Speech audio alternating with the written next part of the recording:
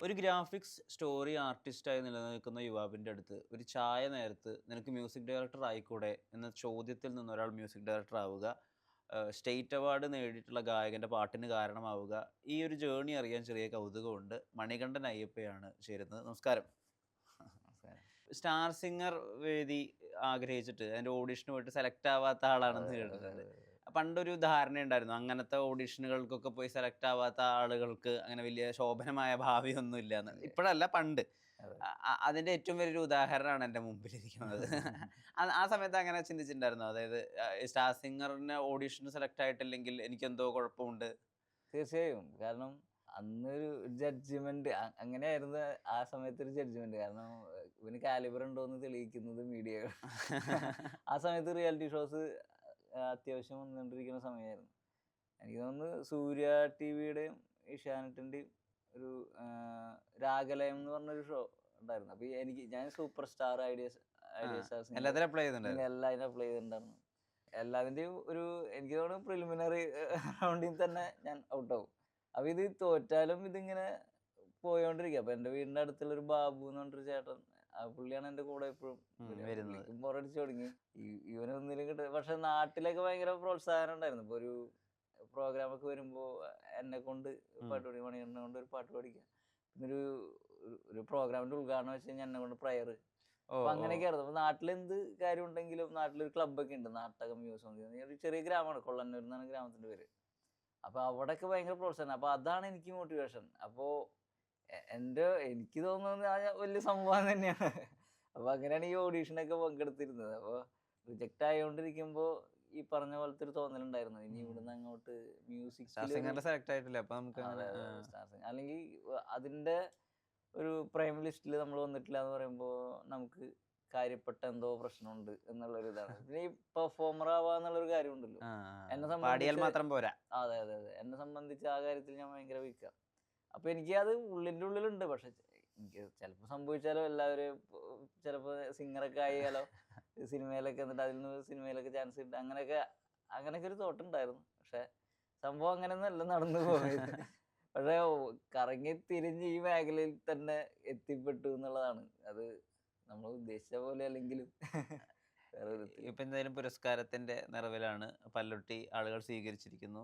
അതെ. അത് കുട്ടികളുടെ സിനിമയാണ്. കുട്ടികളാണെങ്കിൽ പ്രധാന കഥാപാത്രങ്ങളെ അവതരിപ്പിക്കുന്നത്. എന്നാൽ അതെ. പോലും മൗത്ത് പബ്ലിസിറ്റിയുടെ ആളുകൾ പതുക്കെ പതുക്കെ അത് ഹൃദയത്തിലൊട്ടിയ പല്ലുട്ടി എന്നൊക്കെ അതെ. റൈറ്റപ്സ് വരുന്നു. എസ്പെഷ്യലി ആളുകൾ മ്യൂസിക്കിനെ എടുത്ത് സംസാരിക്കുന്നുണ്ട്. എല്ലാ യൂട്യൂബ് റിവ്യൂസിലും പറയുന്ന ഒരു കാര്യമാണ് അതെ. മണികണ്ഠൻ അയ്യപ്പയുടെ മ്യൂസിക്. അത് എടുത്തു പറയേണ്ടതാണ്, പാട്ടുകൾ എടുത്തു പറയേണ്ടതാണ് എന്നുള്ളതൊക്കെ. പല്ലുട്ടിയുടെ വർക്ക് നടക്കുന്നത് 3 വർഷം മുമ്പാണ്. മുമ്പാണ്. എനിക്ക് തോന്നുന്നത് ഞാനിതൊരു ഏകദേശം കംപ്ലീറ്റ് ആയി വരുന്നത് 2021, 22 അതിനുള്ളിലാണ്. അപ്പോൾ ഈ കാത്തിരിപ്പുണ്ടല്ലോ, നമ്മൾ കുറച്ച് വർക്ക് ചെയ്തിട്ടുണ്ട്, എന്നാൽ ഇതൊട്ട് അങ്ങോട്ട് ആരും വിസിബിലിറ്റിയിലേക്ക് എത്തിയിട്ടുമില്ല. അതെ. അത് ആ സമയങ്ങൾ എങ്ങനെയാണ് കടന്നു പോയിരുന്നത്? അത് പറയുമ്പോൾ ഒരു കാര്യം കൂടെ ആഡ് ചെയ്യാം. കാരണം ഞാൻ ബാക്ക്ഗ്രൗണ്ട് സ്കോറും സോങ്ങും ആദ്യമായിട്ട് ചെയ്യുന്ന സിനിമയാണ് പല്ലുട്ടി. പല്ലുട്ടി. ഓക്കെ. കാരണം അതുവരെ ഞാൻ ഒന്നുകിൽ ബാക്ക്ഗ്രൗണ്ട് സ്കോർ അല്ലെങ്കിൽ പാട്ടുകൾ. ശരിയാണ്. ഞാൻ ആദ്യമായിട്ട് ബാക്ക്ഗ്രൗണ്ട് സ്കോർ ചെയ്തു തുടങ്ങുന്നത് ഇത് തന്നെയാണ്. പല്ലുട്ടിയിലാണല്ലേ? ഇത് കഴിഞ്ഞിട്ടാണ് ഞാൻ മറ്റ് പടങ്ങളിൽ ബാക്ക്ഗ്രൗണ്ട് സ്കോർ മാത്രമായിട്ട്, കൊച്ചാളെന്ന് പറഞ്ഞ പടമൊക്കെ ബാക്ക്ഗ്രൗണ്ട് സ്കോർ മാത്രമായിട്ടൊക്കെ എടുക്കുന്നത്. ഇതിന്റെ ഒരു എക്സ്പീരിയൻസ്, കുമാരി, ഇതൊക്കെ ബാക്ക്ഗ്രൗണ്ട് സ്കോർ ആദ്യമായിട്ട് ചെയ്യുന്ന പല്ലുട്ടിയാണ്. ഓക്കെ. അപ്പൊ ആ സമയത്ത് എനിക്കൊരു ഒരു റിസ്ക് തന്നെയായിരുന്നു ഇത്. കാരണം ഞാൻ മെക്സിക്കൻ അപാരത ചെയ്യുമ്പോൾ പാട്ടുകൾ മാത്രമാണ്. ജാലിയൻ വാലാബാഗ്, പിന്നെ പാട്ടുകളാണ്. അവിടെ ഒക്കെ പാട്ടുകളാണ് ചെയ്തുകൊണ്ടിരിക്കുന്നത്. മെക്സിക്കൻ അപാരതയിലെ ഒരു കുറച്ച് സീനുകളുടെ ഒരു ട്രെയിലർ, വലിയൊരു ട്രെയിലർ ഉണ്ടാക്കിയപ്പോൾ ആ ട്രെയിലറിലെ മ്യൂസിക് പടത്തിൽ യൂസ് ചെയ്ത കാരണം അതിലെ ബാക്ക്ഗ്രൗണ്ട് സ്കോറിലും നമ്മുടെ ഒരു സാന്നിധ്യം ഉണ്ടെന്ന് ഉണ്ട്. മാത്രം. പക്ഷേ ജാലിയൻ വാലാബാഗ്, ഗാംബ്ലർ, ഈ സിനിമയിലൊക്കെ ഞാൻ പാട്ടുകൾ മാത്രമാണ് ചെയ്തിരുന്നത്. അപ്പോൾ എനിക്ക് ആദ്യമായിട്ട് ചെയ്യാൻ ബാക്ക്ഗ്രൗണ്ട് സ്കോർ ചെയ്യാൻ കിട്ടുന്ന സിനിമയാണ്. ജിതിൻ അന്ന് സംസാരിച്ചിട്ട് എന്നിൽ അവനൊരു കോൺഫിഡൻസ് ഉണ്ടെന്ന് പറഞ്ഞപ്പോൾ അങ്ങനെ ഞാൻ ബാക്ക്ഗ്രൗണ്ട് സ്കോർ ചെയ്ത് തുടങ്ങുകയാണ് പല്ലുട്ടിയിലൂടെ. ബാക്ക്ഗ്രൗണ്ട് സ്കോറിന്റെ ഒരു ഗ്രാമർ ഉണ്ടല്ലോ മണികണ്ഠൻ, അത് നമുക്ക് ഒരു സമയത്തും നമുക്ക് മനസ്സിലാക്കാൻ പറ്റില്ല. ഇത് ഓരോ സമയത്ത് ഇത് മാറും. ചില സമയത്ത് ബാക്ക്ഗ്രൗണ്ട് സ്കോർ ഭയങ്കര ലൗഡായിട്ട് ചെയ്യേണ്ട ഒരു കാലഘട്ടം വരും. പിന്നെ അങ്ങോട്ട് ബാക്ക്ഗ്രൗണ്ട് സ്കോർ ഇല്ലാതെ ഭയങ്കര സൈലന്റ് ആയിട്ട് ട്രീറ്റ് ചെയ്യേണ്ട ഒരു കാലഘട്ടം വരും. ഇതിന്റെ ഗ്രാമറിനെ എങ്ങനെയാണ് നിങ്ങൾ മനസ്സിലാക്കുന്നത്, പഠിക്കുന്നത്?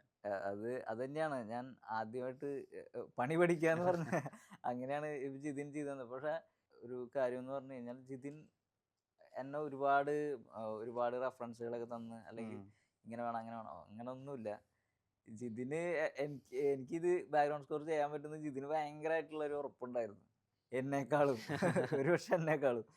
അപ്പൊ ഞാൻ അവന്റെ കോൺഫിഡൻസ് കണ്ടിട്ടാണ് ഇവൻ ഇത്രയും കോൺഫിഡൻസ് ഉണ്ടെങ്കിൽ നമുക്ക് ചെയ്യാം, അങ്ങനെയാണ് ഞാൻ സത്യത്തിൽ പല്ലുട്ടിയുടെ ബാക്ക്ഗ്രൗണ്ട് സ്കോർ ഇങ്ങനെ ചെയ്തു പോകുന്നത്. കുട്ടിപ്പാട്ടുകളും അങ്ങനെ കുറച്ച് പാട്ടുകൾ, കുറച്ച് എന്താ പറയുക, ഫണ്ണ് പോലെയാണ് നമ്മൾ.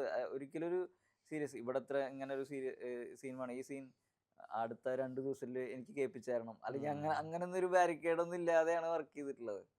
മനുഷ്യട്ട നമുക്ക് ഇവിടെ ഒരു കുട്ടിപ്പാട്ട് വേണം, നമുക്കത് എന്ത് ചെയ്താലോ. അപ്പോൾ കുറച്ച് കുട്ടികളെ വിളിക്കും, അവിടെ വീടിൻ്റെ അടുത്ത് തന്നെ ഉണ്ട് കുറച്ചൊരു ആദർശ്, പിന്നെ ആദിത്ത്, അങ്ങനെ കുറച്ച് കുട്ടികളൊക്കെ ഉണ്ട്. അപ്പോൾ ഇവരൊക്കെ ഞാൻ കളക്ട് ചെയ്തിട്ട് ഇവരെ കൊണ്ട് ഓരോ ദിവസം ഓരോ കുട്ടിപ്പാട്ടുകൾ ഇങ്ങനെ പ്ലാൻ ചെയ്യും. അതൊക്കെയാണ് ഈ ബാക്ക്ഗ്രൗണ്ട് സ്കോറിൽ, ഈ പടത്തിൽ ബാക്ക്ഗ്രൗണ്ട് സ്കോറിൽ കിടക്കുന്നത്. ഇതിന്റെ ഒരു സെക്കൻഡ് ഹാഫ് തൊട്ട് കുറച്ചും കൂടെ സീരിയസ് ആണ്. പിന്നെ അങ്ങനെയൊക്കെ വരുമ്പോഴാണ് ഞാൻ കുറച്ചും കൂടി പേടിച്ചു തുടങ്ങിയത്. കാരണം ഇതെങ്ങനെ അതിലെ ഇമോഷൻ സീനുകളെ എങ്ങനെ ഇത് കൺവേ ആക്കാൻ പറ്റും എന്നുള്ളൊരു കാര്യം. അത് സത്യത്തിൽ ഞാൻ ആ സമയത്തൊക്കെ ഒന്ന് ബുദ്ധിമുട്ടി കുറച്ച് സിനിമകളൊക്കെ കണ്ടു. പിന്നെ കണ്ടിരുന്ന സിനിമകൾ പുറത്തെ സിനിമകൾ തന്നെ, ഇപ്പൊ ചിൽഡ്രൻ ഓഫ് കുട്ടികളുടെ സിനിമ എന്ന് പറയുന്നത് അതൊക്കെ ഭയങ്കര ഇഷ്ടപ്പെട്ടിട്ടുള്ള ഇതാണ്. അപ്പൊ അതിലൊന്നും നമ്മൾ എടുത്തിട്ടൊന്നല്ല പറയണേ, പക്ഷെ അതിൽ മ്യൂസിക് ട്രീറ്റ് ചെയ്തിട്ടുള്ള രീതികളും അതൊക്കെ കാണുമ്പോൾ നമുക്കൊരു ഇതാണ്. അതിനൊരു പ്രോഗ്രഷൻ ഉണ്ടല്ലോ കഥയോടൊപ്പം ട്രാവൽ ആവുന്ന ഒരു വിധം. ആളുകള് സിനിമ കണ്ടതിന് ശേഷം മണികണ്ഠനയപ്പയുടെ ഒരു സിഗ്നേച്ചർ ആയിട്ട് പലപ്പോഴും പറയുന്ന ഒരു കാര്യം, അനിരുദ്ധിന്റെ ഒരു ഫീല് നമുക്ക് കിട്ടുന്നു സൗണ്ടില്. അനിരുദ്ധിന്റെ ഒരു എനർജി ഉണ്ട് പലപ്പോഴും. പല്ലുട്ടിയിലല്ല, പല്ലുട്ടി കംപ്ലീറ്റ്ലി അതിന് ഒരു സ്ലൈസ് ഓഫ് ലൈഫ് ജോണർ സിനിമയാണല്ലോ. അതല്ലാതെ ഇപ്പൊ ആഞ്ചക്കള്ളക്കോക്കാൻ എടുത്ത് നോക്കിയാലും അല്ലെങ്കിൽ കുടുക്കിലൊക്കെ പാട്ടുകളൊക്കെ എടുത്ത് നോക്കിയാലും ഭയങ്കര എനർജിയാണ് ഇതെന്നുള്ളത്. ഈ അനിരുദ്ധ് റെഫറൻസ് അല്ലെങ്കിൽ അനിരുദ്ധിനെ പോലെ ഇരിക്കുന്നു എന്ന് കേൾക്കുന്നത് സന്തോഷമാണ് ഉണ്ടാക്കുന്നത്, അത് ഒരാളായിട്ട് കമ്പയർ ചെയ്യുന്നു എന്നുള്ളതൊരു നിരാശയാണ്. എന്താ ശരിക്കും മനസ്സിൽ? അനിരുദ്ധ് എന്താ പറയാ, ഒരു സക്സസ്ഫുൾ ഒരു ബ്രാൻഡായിട്ട് നിൽക്കുന്ന ഒരു ബ്രാൻഡാണ്. അപ്പൊ അതായിട്ട് കമ്പയർ ചെയ്യുമ്പോൾ നമുക്ക് സന്തോഷം തന്നെ ഉള്ളൂ. പിന്നെ ആരായിട്ട് കമ്പയർ ചെയ്യാന്ന് പറഞ്ഞു കഴിഞ്ഞാൽ, എന്നെ സംബന്ധിച്ച് അനിരുദ്ധിന്റെ മ്യൂസിക്കിനൊക്കെ എനിക്ക് ഭയങ്കര ഇഷ്ടമുള്ളതാണ്. കാരണം ഒരു കാലഘട്ടത്തിലെ ജനങ്ങളെ ഇത്രയും എന്താ ചേർത്ത് നിർത്തിയൊരു നെഗറ്റീവ് അഭിപ്രായം ഇല്ലാത്തൊരു മ്യൂസിക് ഡയറക്ടർ ഈ അടുത്ത കാലത്ത് അല്ല. പുള്ളിയും എന്നെയും കമ്പയർ ചെയ്ത് പറയുമ്പോൾ എനിക്ക് സന്തോഷമുള്ളൂ. ആക്ച്വലി ഞാൻ റെഫറൻസ് ഒന്നും പുള്ളിയുടെ എടുത്തിട്ടൊന്നും ചെയ്തിട്ടൊന്നുമില്ല. കാരണം ഈ ഹെവി മാസ് എനിക്ക് ഒരു കാലഘട്ടം കഴിഞ്ഞ ഈ ആദ്യത്തെ സിനിമ മെക്സിക്കൻ അപാരത ആയതുകൊണ്ടുള്ള ഒരു ഇതുകൂടെ ഉണ്ട്. കാരണം അതിൽ കലിപ്പ് സോങ് അതാണ് ഏറ്റവും ആദ്യം ചെയ്യുന്നത്. അപ്പോൾ എന്നെ ഒരു മാസ് മ്യൂസിക്കുകളിലേക്ക് വിപ്ലവ സംഗീത സംവിധായകൻ എന്നുള്ളൊരു അത് ടോം ചേട്ടനാണ് അത് ശരിക്ക് ഇട്ട് തന്നത്. അപ്പൊ അതിനുശേഷം ചെയ്ത വർക്കുകളിലായാലും ഈ ഡാർക്ക് സീൻസ് വർക്കായി പോകുന്നുണ്ടായിരുന്നു. ഇപ്പൊ ടീസറുകൾ ഞാൻ ചെയ്തിട്ടുണ്ട്, കൊത്തിന്റെ സിനിമയുടെ ടീസറിൽ വർക്ക് ചെയ്തിട്ടുണ്ട്, ജെയ്ക്സ് ബിജോയ് അദ്ദേഹമൊക്കെ. അപ്പൊ ആ ടീസർ കണ്ടതിന് ശേഷം എനിക്ക് കുറച്ച് ഡയറക്ടേഴ്സ് വിളിച്ചിട്ടുണ്ട്, തനിക്ക് മാസ് സീനുകൾ തന്നു കഴിഞ്ഞാൽ ചിലപ്പോ രസകരമായിട്ട് ചെയ്യാൻ പറ്റും എന്നുള്ളൊരു കാര്യമൊക്കെ എന്നോട് പറഞ്ഞിട്ടുണ്ട്.